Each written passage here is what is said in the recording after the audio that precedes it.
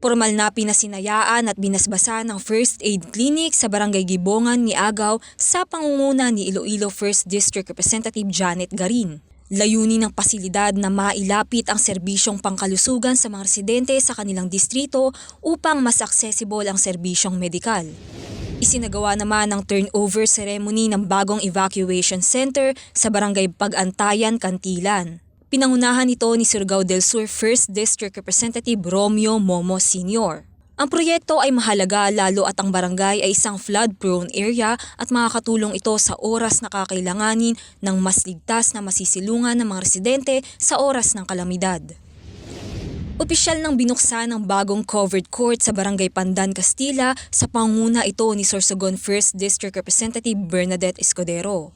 Inaasahan na magsisilbi itong lugar para sa mga aktibidad at iba't ibang programang isasagawa sa lugar. Nakatanggap ng libreng ulam pananghalian ang mga pasyente at bantay sa San Marcelino District Hospital. Bahagi ito ng adhikain ni Zambales 2nd District Representative Doris Maniquis na makatulong sa pagtitipid sa mga gastusin ng mga pamilya ng mga may sakit nating kababayan. Nauuna sa balitang totoo at laging bago, Dane Gulimlim, alauna sa balita, Congress TV.